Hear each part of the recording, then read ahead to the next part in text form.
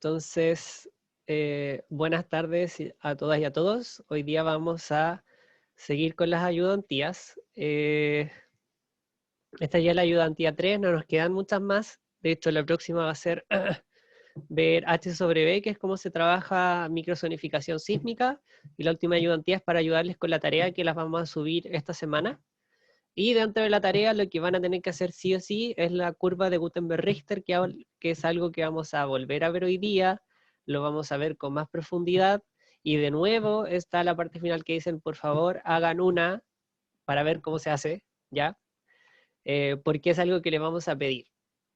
Ya, yo sé que hoy día vieron un poco de peligro probabilístico, que es algo que vamos a volver a repasar, porque ya habíamos visto un poco de peligro determinístico la semana pasada. Entonces, bueno, un poco el contexto de Chile, que no sé si es algo que ya hemos conversado, pero estos son los históricos y los grandes terremotos en Chile, que fue una recopilación que se hizo en el 2018, yo diría que una de las recopilaciones más actualizadas por dos profes, donde se puede ver qué tan grandes han sido los terremotos. Muchos de estos históricos, por ejemplo, 1837 o 1737, tiene que ver con recopilación histórica de terremotos, que no sé si es algo que ya conversamos la clase pasada, y podemos ver que en Chile existen muchas fuentes sismogénicas. Entonces, en general, al menos para Chile, el tema del peligro probabilístico igual, o sea, el tema de la evaluación de peligro, tiende a ser un poquito más difícil que en otras zonas del mundo, donde solamente, por ejemplo, tenemos fallas activas, o solamente tenemos subducción, o solamente tenemos tipo cortical como en Argentina, ¿cierto? Eh, y al final del día, nosotros vamos a tener muchos procedimientos, tanto para hacer evaluación probabilística de peligro, para hacer evaluación probabilística o evaluación determinística de peligro. Pero como dirían estos dos profes, de hecho, lo que manda es un poco esto, el contexto sismotectónico de Chile. Nosotros vamos a tener muchos parámetros, nosotros vamos a tener muchas formas de decir, de descargar catálogos, de definir radios, de definir muchas cosas, pero al final del día la realidad es un poquito más compleja que los modelos. Y esto es un poco lo que tratan de rescatar los profes en este resumen que hacen, que en el fondo tenemos terremotos que han estado bien registrados, sí, pero tenemos muchos tipos de terremotos, tenemos terremotos históricos que pueden o no estar considerados, no tenemos historia, no sé, de 1500 hacia atrás tampoco, entonces que hay que tener mucho cuidado cuando nosotros hacemos evaluación de peligro sísmico, porque en general trabajamos con algo que todavía no se entiende bien, ¿ya? Todavía no se entiende bien la zona de subducción chilena. Ya vimos la primera clase un poco, hablamos un poco de los enjambres sísmicos, vamos a volver a hablarlo. Entonces, como que el contexto chileno hace que la evaluación de peligro en Chile tenga que ser mirada con, o tenga que ser tomada con mucho más cuidado quizás que en otras partes del mundo. Y entonces, como les comentaba, existían dos tipos de enfoques, entre comillas, o dos tipos de metodología para la evaluación de peligro sísmico, ¿ya? Entonces teníamos el peligro determinístico, que yo sé que es algo que también vieron con Laura hoy, también vieron peligro probabilístico, donde en el fondo me entrega un resultado concreto, me entrega un valor para ciertos criterios, por ejemplo, para aceleración del suelo, para velocidad del suelo, para desplazamiento del suelo, según ciertos criterios que yo voy definiendo como terremotos máximos de ciertas fuentes sismogénicas, etcétera.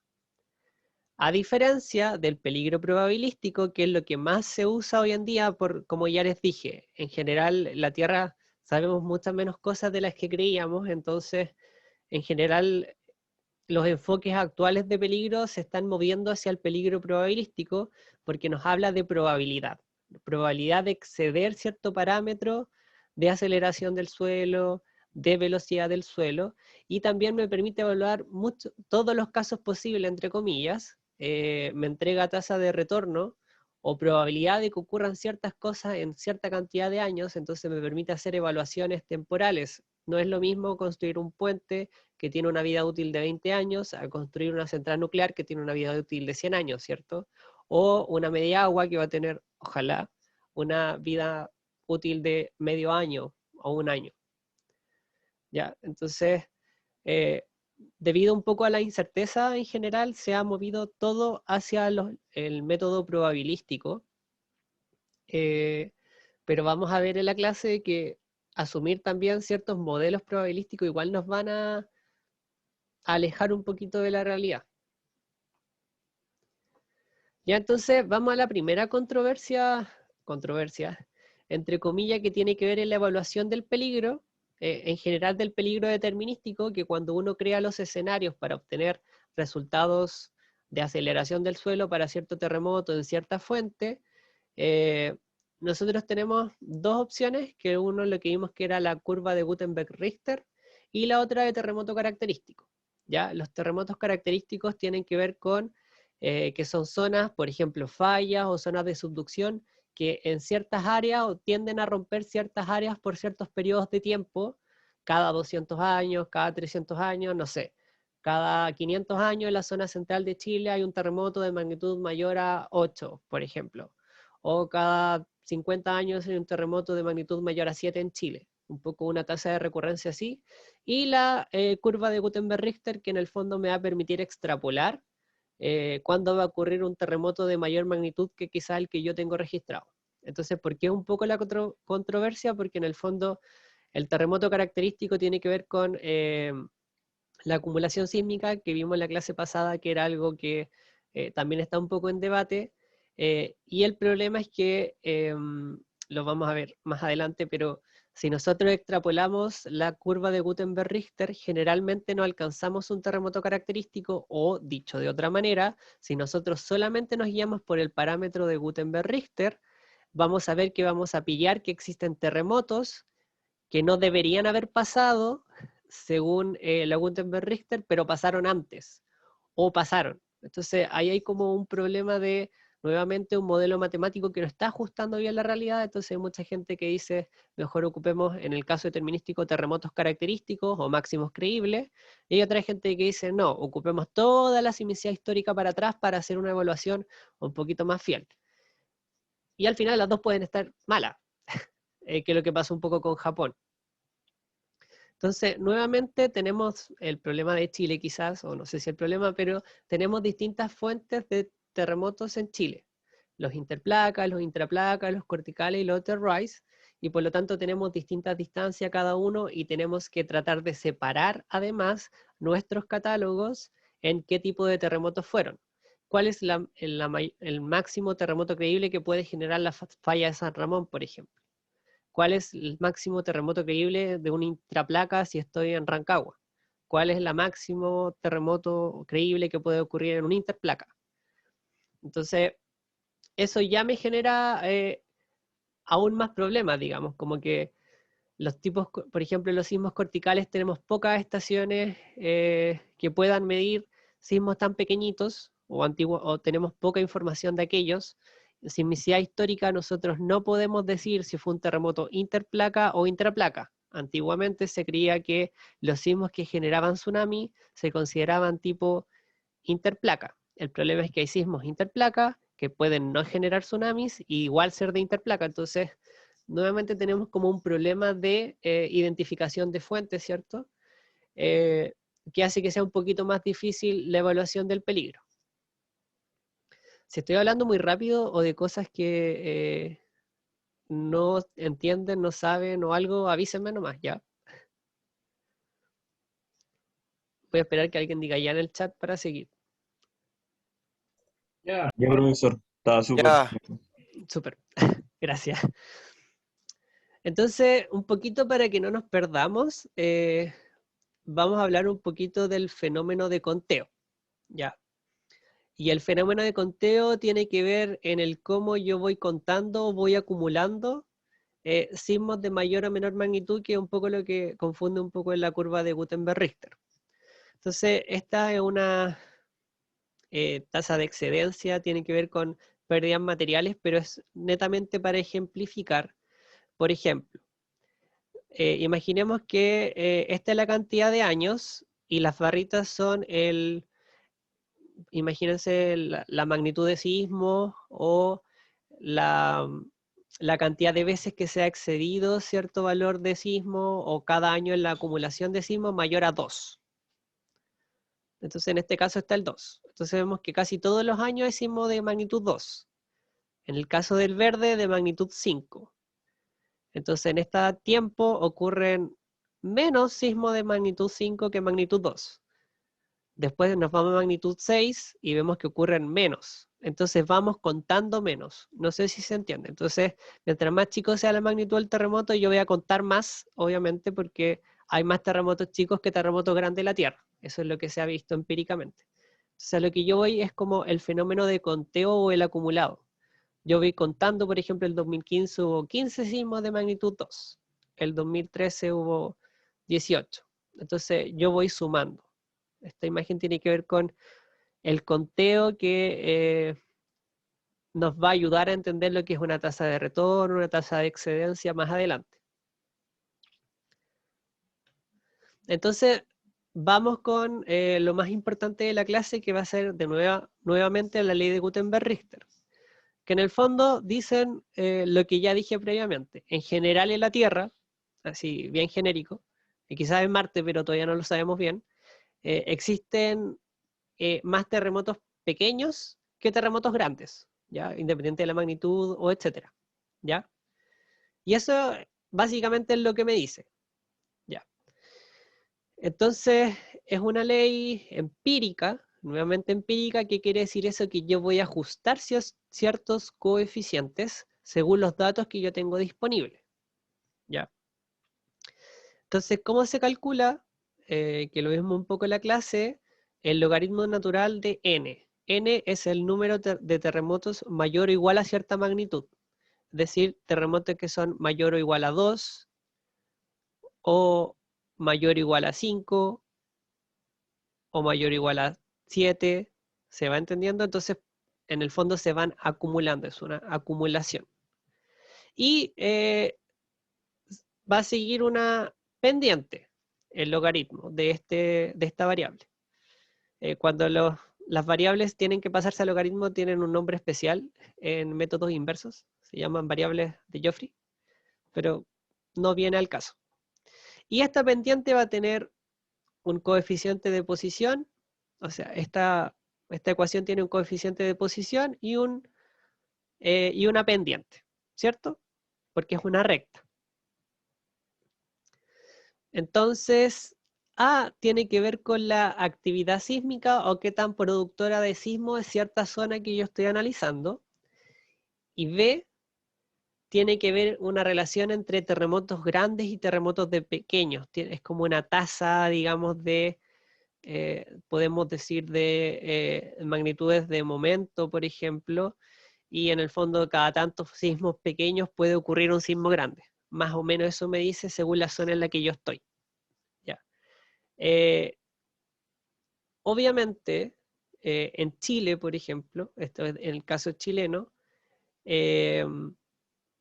yo voy a tener que hacer una separación entre las fuentes sísmicas para tener una ley de Gutenberg-Richter específica para cada fuente sismogénica, para sismos corticales, interplaca e intraplaca, y eso hace nuevamente que ya sea difícil diferenciar si cierta sismicidad histórica fue interplaca o intraplaca, o cuántos sismos corticales tenemos información, ¿ya? Y podemos ver también que en general las pendientes que yo voy a calcular o el mejor ajuste que yo voy a tener de estas rectas de los datos disponibles, en general no siempre son buenos. O sea, claramente ustedes pueden decirme, yo puedo ajustar estos puntos un poco más negros, o digamos los corticales que están acá con una recta. Sí, lo puedo ajustar con una recta, no lo voy a estar ajustando con un polinomio de grado 5, ¿cierto? Pero el ajuste en general tampoco es tan bueno. No sé si se entiende. ¿El ajuste ustedes considerarían que es bueno, malo, sin siquiera ver el error en los corticales?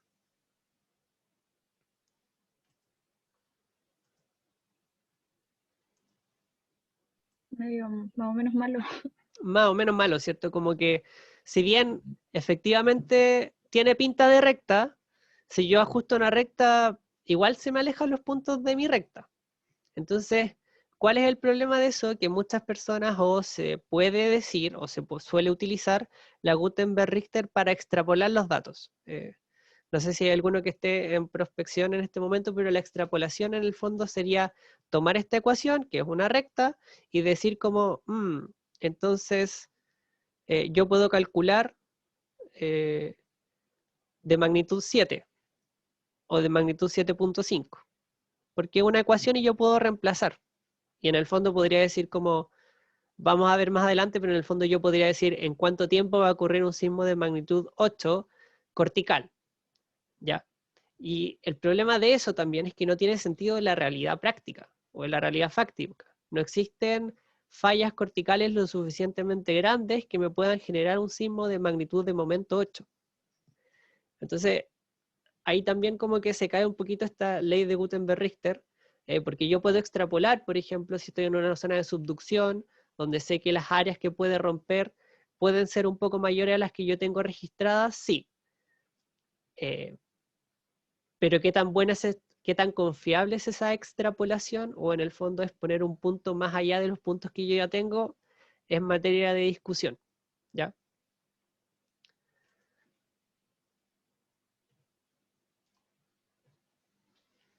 Por ejemplo, aquí tenemos una magnitud, estos son ajustados para terremotos en la falla de San Andrés, la que está en California, la falla de California, que tiene una película, eh, ¿cómo se llama? La falla San Andrés.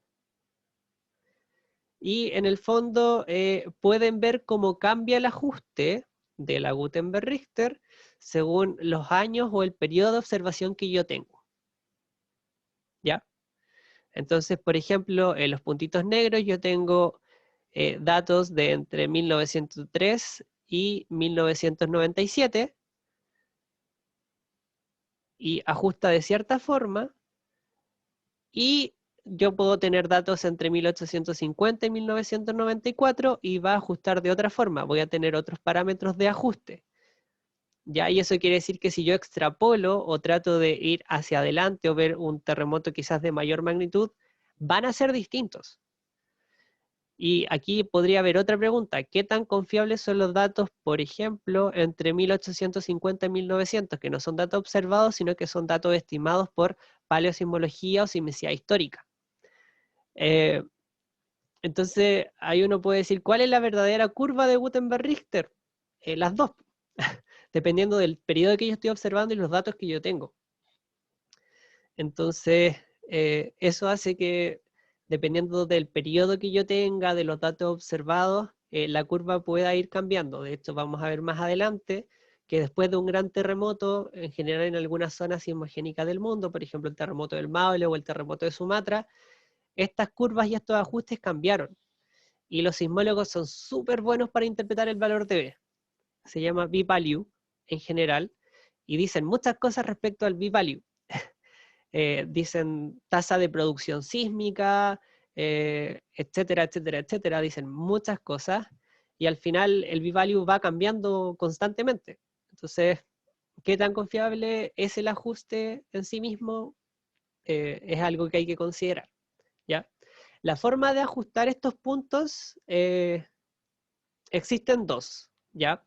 Antiguamente se usaba el ajuste de mínimos cuadrados, que en el fondo, esto es un poquito de métodos inversos, pero en el fondo lo que hace es minimizar la distancia al cuadrado entre este punto y la curva, ¿ya? Y la máxima verosimilitud lo que hace es un modelo bayesiano, ya no son métodos como lineales de optimización, sino que nos pasamos a modelos probabilísticos de optimización, donde en el fondo buscar la máxima verosimilitud es una función exponencial, tiene que ver con probabilidades, y en el fondo bueno, un profe de inversos diría es un poquito más confiable o en el fondo contamina menos los datos, dependiendo de qué tan bueno es el dato.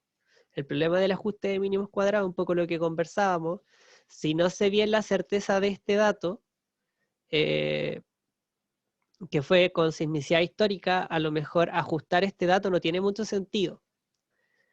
A lo mejor tendría que ajustar lo que tiene sismicidad observada.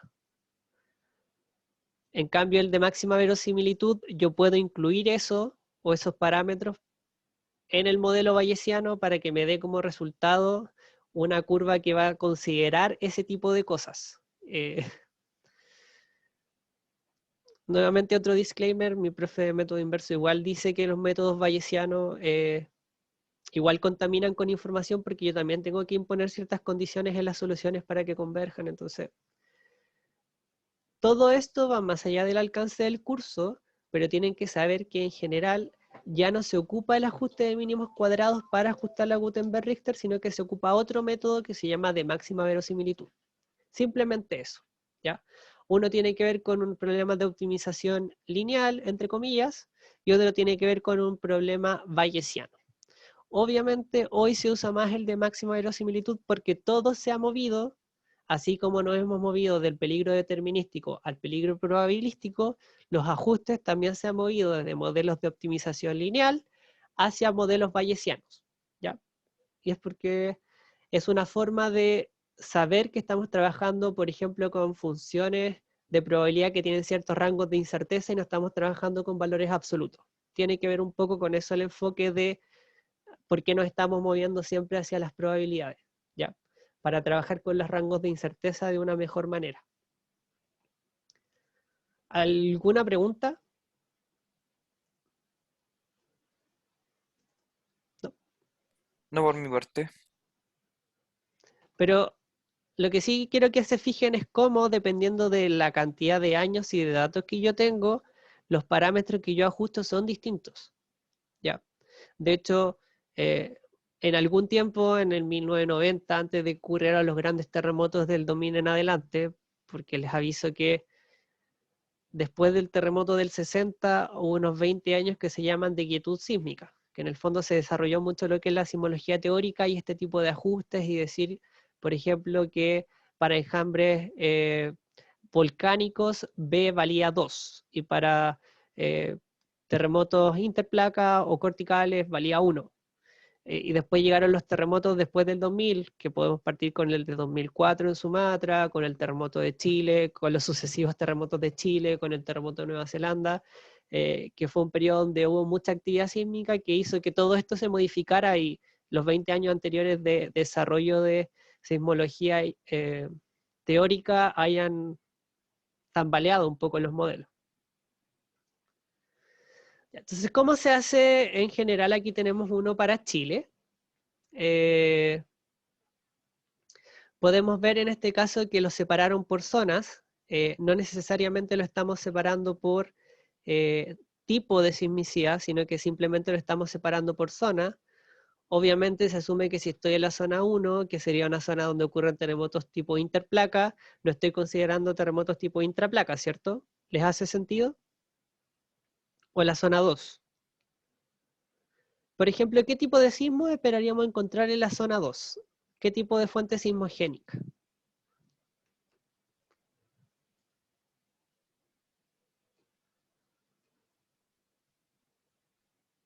En la zona 2.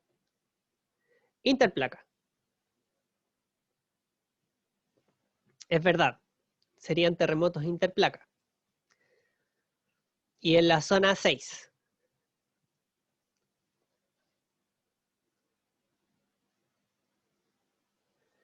Intraplaca, ¿algún tipo de otro? En la zona 6. ¿Otra fuente sismogénica? Estoy en la cordillera. Entonces Javier dice intra y corticales. Sí, parece ser bastante simple, entre comillas, esta diferenciación o zonificar y calcular curvas de Gutenberg-Richter. El problema es que si yo hago una evaluación del peligro para una ciudad que esté aquí, o aquí, no sé dónde estará Rancagua, nosotros tenemos que considerar la influencia igual de todos los tipos de fuentes corticales. Entonces, a lo mejor estas curvas de Gutenberg-Richter me servirían para definir terremotos máximos creíbles o, ¿cómo se llama? O intervalos de ciertas magnitudes para evaluar, dependiendo de la fuente, pero al final del día nosotros tenemos que evaluar por las distintas fuentes que nosotros tenemos alrededor y que tan cerca y no están. Y este gráfico también nos ayuda a decirles cómo, según la sismicidad, cómo ajusta este acumulado de sismo, la ley de Gutenberg-Richter para cada zona, dependiendo de el tipo de ajuste que yo hice. Por ejemplo, Martin en 1999 lo más probable es que haya hecho un tipo de ajuste de mínimos cuadrados y además tenía mucha menos información disponible. Lo más probable es que Felipe Leighton, cuando lo hizo en 2009, también había menos tipos de sismicidad disponible y por lo tanto, si bien el de este artículo, que es bastante nuevo, debe ser del 2015 más o menos, hay mayor cantidad de sismos y eso hace que los ajustes de Gutenberg-Richter cambien. Entonces los ajustes de Gutenberg-Richter han cambiado por el tipo de metodología que yo uso para ajustar la recta y por la cantidad de datos que yo voy teniendo disponible. Mientras más datos tenga, voy a ir ajustando mejor la curva, ¿no? Entonces, muchas cosas que se decían hace 10 años, hablando de los ajustes de Gutenberg-Richter o hablar del parámetro A o B, hoy en día con mayor sismicidad dejaron de tener sentido. Entonces hay que tener mucho ojo, o al menos por eso hice el disclaimer al comienzo de la clase de que igual son cosas que, si bien se pueden decir muchas cosas de ellos, son cosas que pueden variar mucho.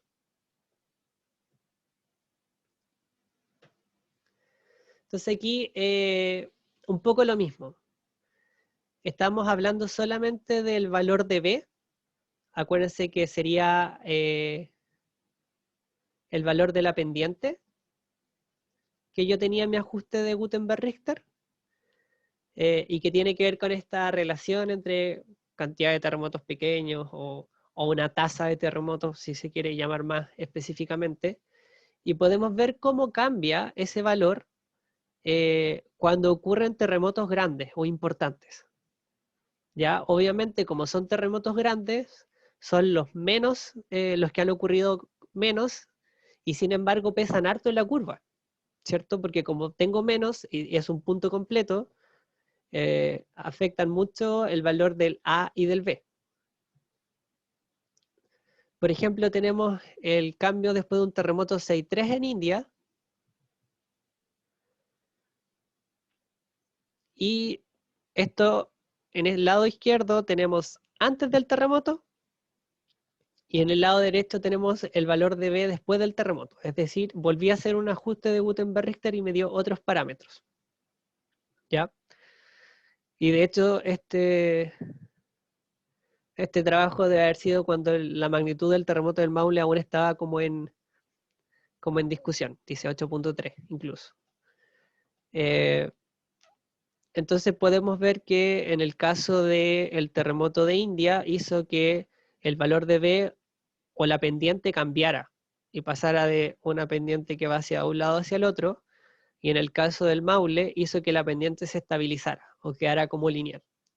Entonces muchos, a ver cómo decirlo, muchas y muchos expertos han hablado de que en Chile existía un déficit de terremotos grandes. En el fondo, si nosotros ajustábamos la curva de Gutenberg-Richter, nos íbamos a dar cuenta de que si nosotros extrapolábamos los datos, faltaba que ocurrieran ciertos terremotos que hicieran que la curva levantara un poquito, o que se acercara a la curva teórica, los datos observados a la curva teórica, ¿ya? Y se supone que con los últimos terremotos del 2010 en adelante, eso se ha ido ajustando mejor. ¿Ya? Entonces ya no se habla de que Chile existe un déficit, y se habló harto después del terremoto del 2010, al menos en discusiones sismológicas, que decían que a pesar de que había habido un terremoto de magnitud 8.8, Aún así, como que había un déficit de terremotos mayor a 8, o como que faltaban un poco. Eh, y, y eso era antes de que ocurriera el terremoto de Illapel, antes de que ocurriera el terremoto de Iquique. Entonces, de alguna forma, solamente con el valor de B, de esta pendiente de una Gutenberg-Richter, que es una ley que es bastante vieja y súper cuestionada, las y los científicos decían, parece que faltan terremotos de magnitud mayor a 8, ¿ya? Entonces, eso es como lo curioso de la curva, que si bien ya la he criticado harto, en aquella época los mismos expertos que la critican igual decían, bueno, si le creemos entonces nos faltan terremotos de cierta magnitud que finalmente ocurrieron, ¿ya? Entonces ya hablaban de que faltaban terremotos para ajustar a la pendiente de la que deberíamos ir moviéndonos, ¿ya? Entonces cada vez que ocurre un terremoto, en especial un terremoto de gran magnitud, en zonas donde ese terremoto ocurre de una gran magnitud, ¿cierto? Porque no es lo mismo que en India, y para la zona de India tuviéramos una Gutenberg-Richter y un magnitud 6.3, que en Chile, con el contexto sismotectónico de Chile, tuviéramos un terremoto de magnitud 6.3. Probablemente un magnitud 6.3 no habría hecho nada con la Gutenberg-Richter, pero un 8.3 sí.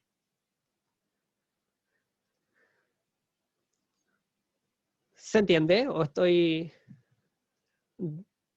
hablando de ajustes lineales? Si le puedo repetir de nuevo,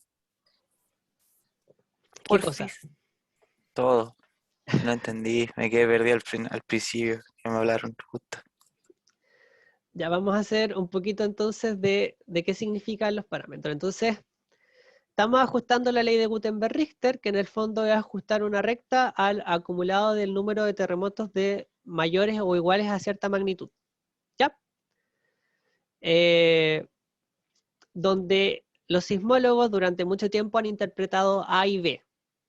B tiene que ver con la pendiente, y A tiene que ver con la actividad sísmica de una zona, y B es una relación entre terremotos grandes y pequeños, o una tasa de sismicidad acumulada, una tasa de estrés acumulado, tiene muchas interpretaciones, ¿ya? Pero en el fondo es la pendiente de esta curva. Y esta curva se puede ajustar de dos formas, usando dos metodologías, una que es el ajuste de mínimos cuadrados, que es un problema de optimización clásico, y un problema de máxima verosimilitud, que es un problema de optimización, que no es un problema de optimización clásico, sino que es un método bayesiano o probabilístico. Podemos ver que mientras más data tenemos, cambia el ajuste de la curva. El problema es que mucha de esta data tiene mayor incerteza porque no es un dato observado, sino que es un dato estimado. Así hablamos de que se puede en este caso, o las diferencias o una actualización para trabajos que no han ocupado la misma metodología de ajuste en Chile, o para trabajos que habían ocupado la misma metodología, pero tenían menor cantidad de datos, y cómo han ido cambiando esos ajustes de Gutenberg-Richter. Y que además, cuando ocurre un terremoto de gran magnitud, como está al final de la curva y hay poquitos sismos de gran magnitud, afecta bastante al resultado de A y B, que son los ajustes de la Gutenberg-Richter. Y que los científicos y científicas pueden decir cosas según A y B, en general hablan de B, y después del 2010, algunos expertos en Chile decían que faltaban terremotos de magnitud 8, porque si nosotros extrapolábamos la curva de Gutenberg-Richter no llegaba al punto que correspondía al terremoto del Maule, entonces para llegar había que tratar de aplanarla, y por lo tanto faltaban sismos de magnitud 8.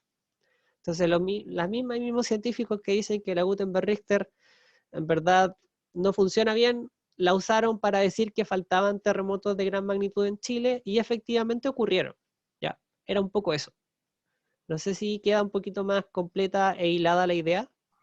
Sí, sí. Gracias. Entonces, nuevamente, y esto es lo más importante, ¿cómo hago? ¿Cómo la hago? ¿Cómo hago una ley de Gutenberg-Richter? ¿O cómo lo tienen que hacer ustedes? Entonces, nosotros tomamos un catálogo sísmico. Ya les dije que los catálogos sísmicos se pueden ocupar de, por ejemplo, la base de datos del Centro Sismológico, se pueden ocupar de grandes bases de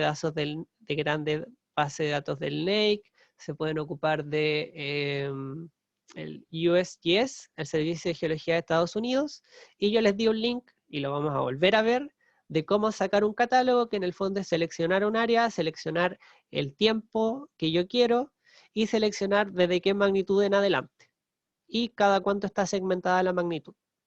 Y desde qué profundidad y hasta qué profundidad tiene harta forma. Y ese catálogo me va a entregar latitud, longitud, profundidad, magnitud del terremoto, y me va a entregar otros parámetros que para el caso de ustedes no es útil. Ya a nosotros solo nos interesa latitud, longitud, profundidad para poder separar si es interplaca, intraplaca o cortical, ¿cierto? Y la magnitud. Acuérdense además que dijimos que sobre ciertas magnitudes, en verdad, la magnitud, o bajo cierta magnitud, la magnitud de momento, la magnitud de onda de cuerpo superficial, o etcétera, eran como equivalentes. Entonces, para nosotros, en general no son equivalentes, hay que hacer una pequeña transformación, pero para nosotros, en este curso acotado, van a ser equivalentes, ¿sí? Entonces vamos a tomar el catálogo, vamos a tomar la fecha y la magnitud, vamos a segmentar las magnitudes. Según lo que nosotros queramos, podemos segmentar entre 2 y 2.5, entre 2.5 y 3, y podemos contar, es un proceso de conteo. ¿Cuántos sismos de magnitud entre estas magnitudes ocurren? ¿Ya?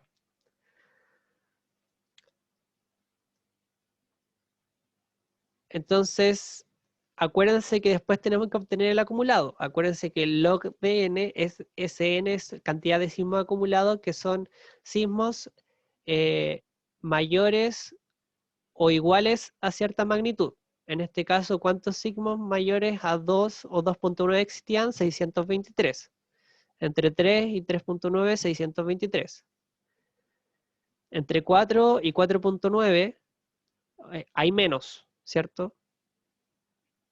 Mayores o iguales. Mayores o iguales a 5 y 5.9 son 116. Mayores o iguales entre 6 y 6.9, 23. Mayores o iguales entre 7 y 7.93. Y en este catálogo, entre 8.9, 0 y 0. Ya, entonces la definición. Mayores o iguales a. Mayores o iguales a. Mayores o iguales a. Y los sumo. Entonces la condición para la suma es que sean mayores o igual a la magnitud que yo segmenté. Después podemos, tenemos que dividir la cantidad de sismos acumulado por la cantidad de tiempo, y el tiempo es el intervalo del catálogo, en este caso eran 41 años, y vamos a dividir esta cantidad por el t. Y finalmente vamos a calcular en esta columna el logaritmo. ¿Sí? ¿Se entendió un poquito mejor esto del acumulado? Que creo que no lo expliqué bien en la clase pasada. Sí, sí, sí. Sí, ahora sí, sí, sí, pero cuando lo hagan para la tarea, No, no, no, no. tal cual. Entonces, así, los mismos datos que teníamos en la diapositiva pasada, nosotros los podemos graficar, en este caso fue MATLAB, y los podemos graficar. Y podemos ajustar, en este caso se ajustó con mínimos cuadrados, no con máxima verosimilitud.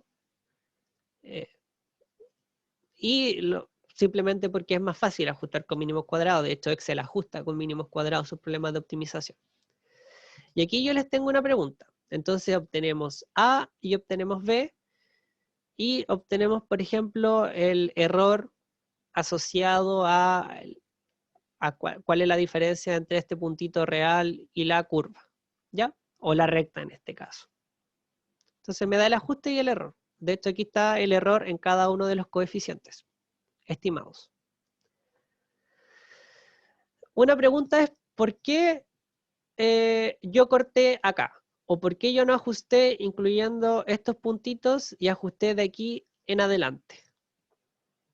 ¿A quién se le ocurre por qué corté?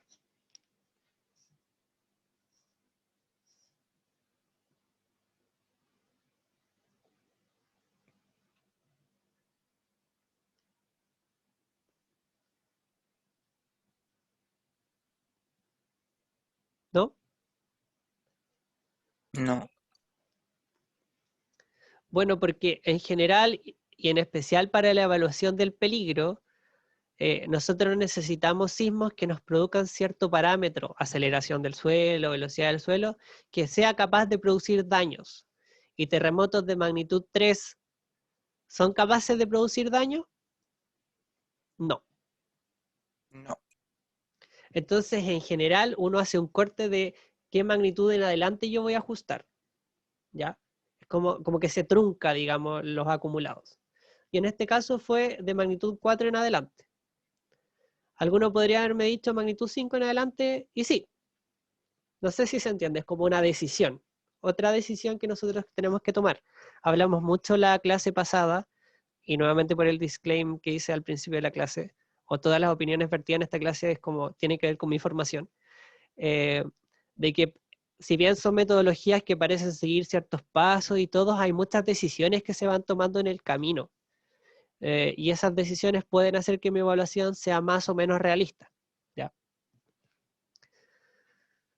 Entonces, esa es la razón por la que se cortan, y esto es un poquito lo que yo les decía. Como tenemos pocos sismos de magnitud mayor a 7, por ejemplo, cuando ocurre uno, cambia todo el ajuste de la recta. Y uno podría extrapolar. ¿Qué pasa si nosotros no sabíamos que habían terremotos de magnitud 7 y queríamos extrapolar porque en nuestro catálogo no había terremotos de magnitud mayor a 7, pero sabíamos que estábamos en una zona sismotectónica que sí me podía producir un terremoto de magnitud mayor a 7, y yo podía ocupar esta ecuación y haber calculado un punto acá? ¿Cierto? Estoy extrapolando. Cierto. Pero al final del día esa extrapolación habría quedado lo más probable que por acá. Y sería distinto a lo que realmente pasa en la zona.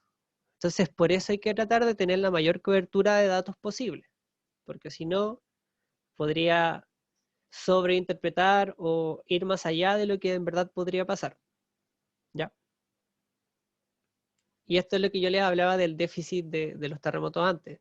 En Chile, una curva más o menos parecida, pero si teníamos el terremoto de magnitud 8.8 acá, por ejemplo, teníamos que la curva tenía demasiada pendiente todavía. Entonces, faltaba que hubieran otros sismos que la aplanaran un poquito para llegar del teórico al que se espera. Es un poco eso.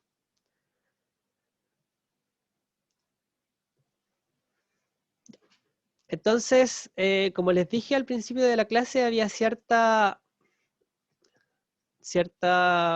¿cómo se dice? Una cierta discrepancia, una cierta discusión en gente que se dedica a esto, donde hablaban de si ocupábamos la curva de Gutenberg-Richter y extrapolábamos si es que no teníamos suficiente cantidad de datos, o en el caso del estudio determinístico, ocupábamos la definición de terremoto característico, que en el fondo sería una tasa de recurrencia de una zona que rompe cada 200 años con cierta magnitud. Entonces, ¿cuál es el problema del terremoto característico? El problema del terremoto característico, espérenme 2 segundos que me quedó el chat.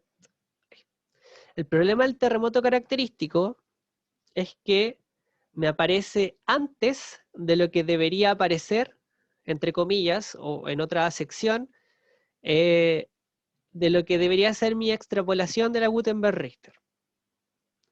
Eso quiere decir que, en el fondo, si no considero que existe históricamente un registro de terremotos, o considero que la falla, o considero que estoy en una zona de subducción que puede generar un terremoto de mayor magnitud, puede pasar que ocurra y que haya estado fuera de mis límites de la Gutenberg-Richter.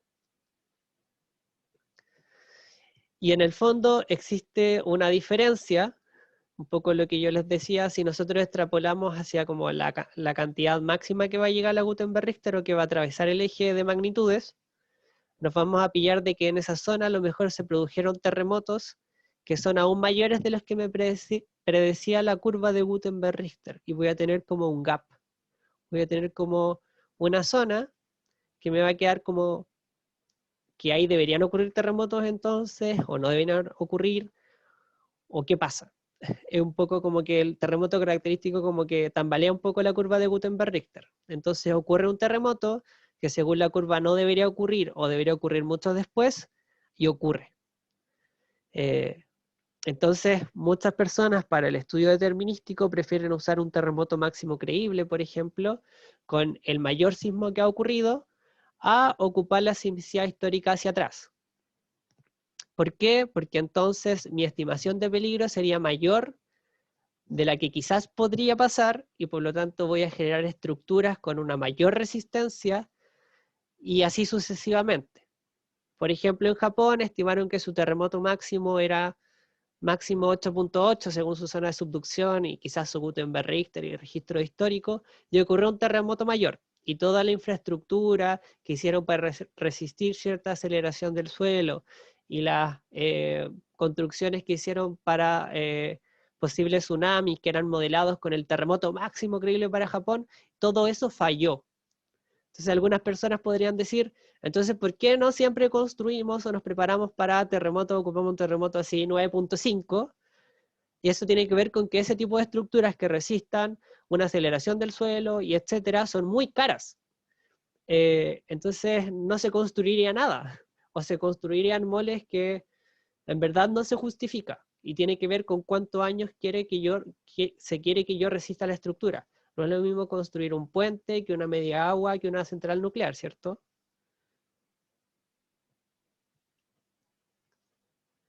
Entonces, eso pasa con el terremoto característico, que en el fondo también muchas veces el terremoto característico viene de datos geológicos o paleosismológicos, que es, por ejemplo, cuando nosotros veíamos sedimentos de grandes tsunamis en la zona de Valparaíso, y esos grandes tsunamis debieron haber sido generados hace unos 1000 o 2000 años por un terremoto de magnitud tanto, que a lo mejor no se condice con la sucesión de terremotos históricos, que fue lo que vimos primero en la diapositiva 1.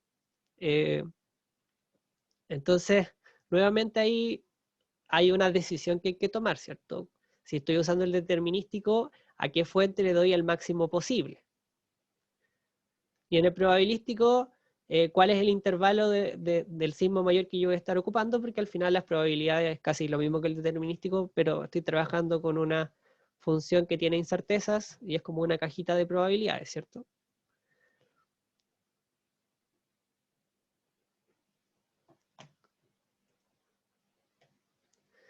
Entonces, ahora, dicho todo esto, ¿y por qué es tan importante la curva de Gutenberg-Richter tanto para el determinístico y el probabilístico? Tiene que ver con, y ya nos vamos a meter de lleno con la evaluación de riesgo probabilística, ¿ya? Y como es una evaluación de riesgo probabilística, vamos a usar modelos probabilísticos. Y espero que ustedes estén familiarizados y familiarizadas con el modelo de Poisson. ¿Ya? El modelo de Poisson, perdón, está al revés la diapositiva. El modelo de Poisson es una función matemática, ¿cierto? Que se conoce como modelo de probabilidades sin memoria. Tiene que ver con es un modelo que predice la ocurrencia de eventos X, no necesariamente terremotos, sino que incluso tiene que ver con el modelo de la toma de micro, por ejemplo. Es un modelo probabilístico que se usa para describir ciertos fenómenos estocásticos, fenómenos que son con algún grado de incerteza, ¿ya? Y tiene una ecuación matemática, es una definición matemática de una función de probabilidades de modelo Poisson, ¿ya? Es una definición matemática, ¿ya? Que tiene estas características. Y tiene cierta forma también, dependiendo de cuánto vale el lambda. Tenemos una exponencial, a la menos lambda por t, por lambda t de q partido por q factorial, ¿ya? ¿Y por qué se ocupa el modelo de Poisson o este modelo probabilístico para los terremotos? Porque los terremotos, vamos a decir, que cumplen ciertas características. ¿Y cuáles son? Que los terremotos son independientes entre sí. ¿Qué quiere decir esto? Que un terremoto en el norte de Chile no tiene por qué causar un terremoto en el sur de Chile. Aunque el terremoto del 2010 no fue gatillante del terremoto de Illapel, sino que son fenómenos que ocurren independientemente. Y eso ya genera como ciertas, no sé cómo llamarlo, como ya ocurre ciertos estudios que están contraviniendo un poquito esto de la independencia. De hecho, hay unos estudios de Ruiz que hablan de que después del terremoto del Maule lo que hizo fue una transmisión de esfuerzos viscoelásticos hacia el norte que podrían haber producido un mayor acoplamiento y desencadenado el terremoto de Illapel. Pero estamos en el 2000, ese paper debe haber sido el 2017. Y nosotros aquí vamos a pasar cosas que en el fondo se han ocupado los 30 o 40 años atrás. ¿Ya? Como que todavía no alcanza a pegarle un poco a los modelos de peligro todo lo nuevo que se está descubriendo. Después que la sismicidad es estacionaria, es decir, tiene una tasa lambda. Ya ocurre cada cierto tiempo una cantidad X de terremotos. Y otra característica es que no pueden ocurrir dos terremotos simultáneamente. Es decir, no pueden estar ocurriendo dos terremotos de dos magnitudes al mismo tiempo, lo que sigue siendo válido, porque en terremotos en general se conocen modelos de aspereza, que son zonas que rompen quizás más fuerte que otras al mismo tiempo, pero en el fondo es el mismo terremoto, ¿ya? ¿Y cómo funciona el modelo de Poisson? El modelo de Poisson me dice la probabilidad de que en un tiempo t ocurran un n cantidad de eventos en un intervalo de tiempo. ¿Ya? Entonces la probabilidad de que ocurran 5 terremotos en 5 años sería reemplazar lambda por 5, que la tasa son los años, y n por la cantidad de eventos de cierta magnitud. ¿Sí? Por eso se ocupa el modelo de Poisson. Entonces, al final el modelo de Poisson es una medida de probabilidad de decir cuántos números de sismos, y ahora tiene que ver con el conteo que hicimos al principio de la clase, pueden ocurrir en un tiempo determinado. ¿Ya? Y es un modelo de probabilidad, nos dice que vaya a ocurrir, ¿cierto?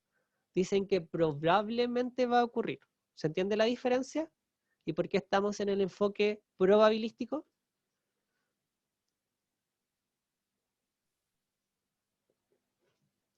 Entonces, esta es la probabilidad de que ocurran n terremotos de cierta magnitud en 5 años, por ejemplo.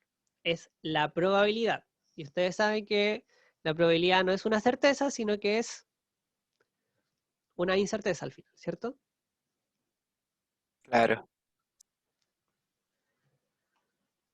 Y ahora sí nos vamos hacia... En el mismo modelo de Poisson está la probabilidad de que no ocurra ningún evento en un periodo de tiempo determinado. Entonces, que no ocurra ningún evento era hacer n igual 0 en la ecuación anterior, y tasa es la tasa de tiempo o el tiempo que yo estoy evaluando. Y por lo tanto, y aquí viene lo importante, acuérdense que las probabilidades tienen que sumar 1 en el mundo de las probabilidades. La probabilidad de que ocurra al menos un evento se puede definir como 1 menos la probabilidad de que no ocurra ningún evento. ¿Sí? Sí. Probabilidades. Entonces, ya me dice, o al menos para peligro, es como súper intuitivo de que a mí no me importa que ocurran a lo mejor 5 terremotos de magnitud 8 en 200 años. A mí, para el peligro, me importa que al menos si pasa uno, yo tengo que estar preparado para ese uno. ¿Se entiende?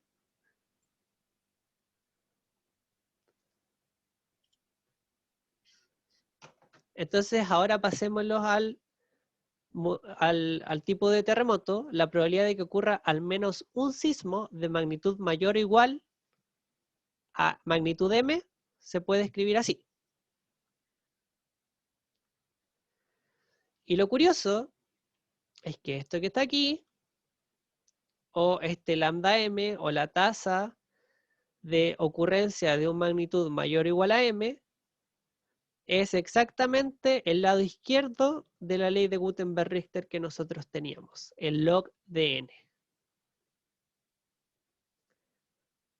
Y por lo tanto, al hacer la curva de Gutenberg-Richter y usar el modelo de Poisson, yo puedo decir cuál es la probabilidad de que ocurra un cierto sismo mayor o igual a m en cierta cantidad de tiempo. Y por eso era tan importante la ley de Gutenberg-Richter, ¿ya? Y es algo que ustedes trabajaron en clases. Ahora, ¿cuál es el problema de usar el modelo de Poisson?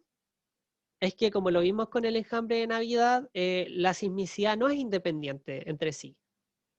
Por ejemplo, tenemos las precursores. ¿Se acuerdan que los precursores eran sismos de una magnitud menor que quizás podrían estar asociados a un evento mayor en los próximos días? Esa es como la definición. Y tenemos el caso del terremoto de Iquique, que fue en marzo del 2014, creo, donde había ocurrido sismicidad importante, que se pueden ver ahí y ahí, antes del terremoto mayor. Entonces, el supuesto de que los terremotos son independientes ya se cae un poquito, ¿sí? O lo mismo pasa con el famoso enjambre de Navidad o de Bichuquén, que en el fondo es sismicidad que igual es persistente en el tiempo y que se repiten estos clusters que se llaman.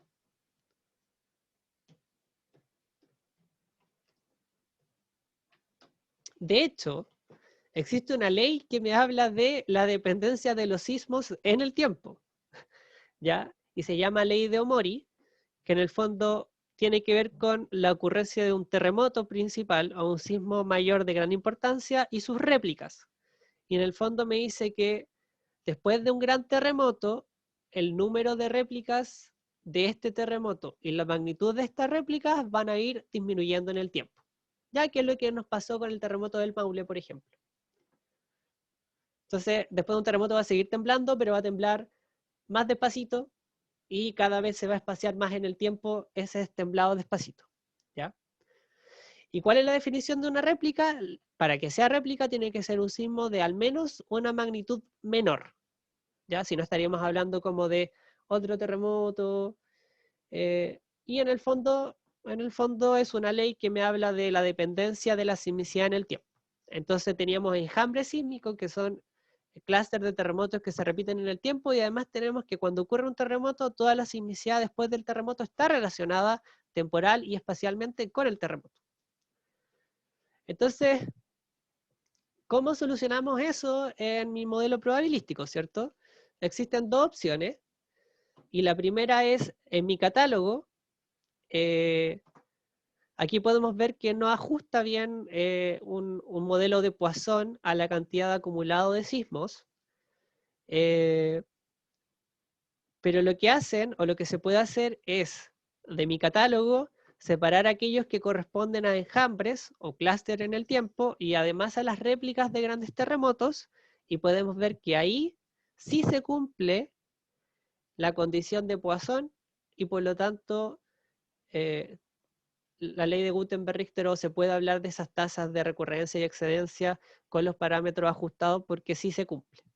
Y la otra solución que entregan las y los científicos es que no usemos un modelo probabilístico de Poisson, sino que ocupemos otro tipo de modelo probabilístico como Weibull, que en el fondo me está diciendo que mientras más tiempo pasa y no ocurre un terremoto mayor, la probabilidad de que ocurra un terremoto mayor va a ir aumentando. ¿Sí? Que también tiene sentido físico con la acumulación de energía, por ejemplo, en un terremoto interplaca. ¿Cierto? No sé si se entiende.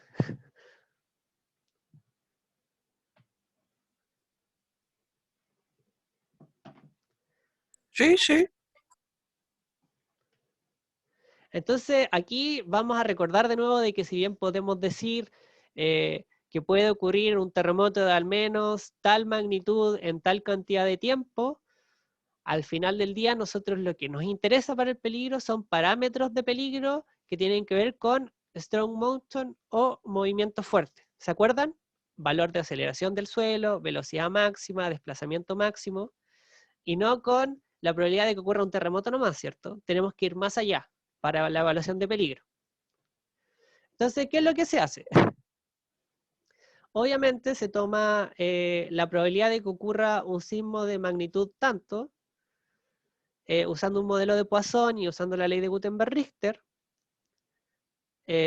Nosotros tenemos asociado a cada tipo de sismicidad o a cada tipo de magnitud un valor del suelo, y ocupando también curvas de atenuación, ¿cierto? Que ya la vimos, y parámetros de resonancia, vamos a tener al final del análisis probabilístico una curva que me va a dar la probabilidad de exceder cierto valor de aceleración del suelo, por ejemplo. ¿Ya? Porque acuérdense que lo que a nosotros nos interesa en peligro es algún parámetro que pueda ayudarme para el daño o para la construcción, ¿cierto? Entonces, al final estas son fórmulas de Cornell. En el fondo hay que aplicar muchas fórmulas de probabilidad y pasar desde la Gutenberg-Richter y la magnitud de los terremotos, pasar por el parámetro pasar por las curvas de atenuación, pasar por los parámetros de movimiento fuerte que yo quiero y cómo calcularlos. Y finalmente voy a obtener para la evaluación de peligro esta curva de excedencia de aceleración del suelo, que después puede estar asociada a daños en estructuras, etc. Entonces los pasos para el peligro probabilístico son determinar las fuentes, hacer la Gutenberg-Richter para ya pasarnos al mundo de las probabilidades, ocupar leyes de atenuación que también van a estar en el mundo de las probabilidades, entre comillas, y finalmente vamos a usar un parámetro de excedencia y vamos a calcular la probabilidad de que se exceda ese parámetro. ¿Por qué? Porque a lo mejor sobre los 0,3 G yo empiezo a tener daños en las estructuras independientes del espectro de respuesta, por ejemplo. Y entonces, a diferencia del peligro determinístico, aquí siempre vamos a trabajar con las probabilidades y vamos a encontrar la probabilidad de. Entonces, en resumen, ¿cómo se haría? Tenemos nuestro catálogo. Este es sismicidad cerca de Angol. Podemos separar, tenemos que identificar las distintas fuentes. En este caso yo identifiqué, y es porque fue una tarea que hice en su momento, terremotos tipo intraplaca, interplaca, y puedo calcular la Gutenberg-Richter. Después paso por, estas son curvas de atenuación, es decir, acuérdense que tengo que definir a qué distancia están mis fuentes sismogénicas. Después paso por todas las ecuaciones de Cornell que vimos, y llego a una curva de probabilidad de excedencia para el tipo de terremoto. ¿Ya? Y nuevamente, por favor, háganlo. Por último, así van a tener preguntas antes de la tarea, lo podemos ver. Entrar a esta página, que es la página del USGS, donde yo puedo calcular, sacar catálogos, puedo ver la magnitud, el tiempo. Elijan un tiempo en algún lugar de Chile u otro, expórtenlo a un CSV y al menos filtrenlos con magnitud y al menos hagan la curva de Gutenberg-Richter. Eso es por favor lo que yo les voy a pedir porque, insisto, es la P1 de la tarea, ¿ya? Y por eso estas dos clases le hemos dado tanto énfasis a la Gutenberg-Richter. Entonces, nuevamente, ¿cómo se va a ver el catálogo que yo descargo? El catálogo que yo descargo en CSV se va a ver así. Entonces, voy a compartir pantalla. Deberían estar viendo todos mi pantalla. Entonces, cuando yo descargo el CSV, con los pasos que les dije, ve la pantalla, ¿cierto? Sí, Entonces, como les dije, me va a dar tiempo, latitud, longitud, profundidad, magnitud, el tipo de magnitud, ¿cierto? Entonces, lo que yo tengo que hacer es, en datos, yo puedo decir texto en columnas. Todas y todos tienen acceso al Office por ser de la Universidad de Higgins, y yo puedo decir que están delimitados y por coma. ¡Tachán! Siguiente, finalizar. Entonces, aquí ya tengo separados en columnas y por lo tanto yo puedo filtrar, puedo agregar un filtro, todos los sismos que son mayor o igual a tanto, y puedo ocupar los comandos igual, contar, sí, ¿cierto? Que le pongo una condición, si los sismos son mayor a 4, ¿cierto? Y después puedo graficar y hacer un ajuste lineal, ¿ya? Y necesito que hagan eso. Les va a servir para la tarea y mejor que tengan dudas ahora a que las tengan con la tarea. ¿Ya? Entonces, no sé si tienen alguna duda con la clase. Yo sé y con Laura sabemos que tanto por el contenido del curso, por los niveles y por muchas cosas, no podemos hacer un estudio tal como se debería de probabilístico, determinístico. De hecho, esos son como 3 cursos míos en mi carrera y Laura también tuvo muchos cursos sobre eso. No es llegar y hacerlo, es muy difícil, se aplican muchas fórmulas, pero no le vamos a pedir eso. Pero quiero que sepan los pasos y lo tengan claro, porque lo más probable es que su vida profesional se vayan a topar con informes de riesgo sísmico, que en el fondo va a venir con portafolio y todo, y ustedes tienen que ser capaces de evaluarlo, al menos. Y para eso tienen que saber cómo se hizo. ¿Ya? Ok. ¿Alguna duda? Les vamos a subir entonces la tarea antes del receso. Y la última ayudantía, la próxima ayudantía va a ser de H sobre B, que son parámetros de microzonificación sísmica. Y la última ayudantía va a ser para ayudarles con la tarea. ¿Ya? Ok. Así que eso, dejamos hasta acá. Ya se cumplió la hora. Muchas gracias a todas y a todos y cuídense. Nos vemos. Nos estamos viendo, cuídate. Que estés bien, cuídate. Chao.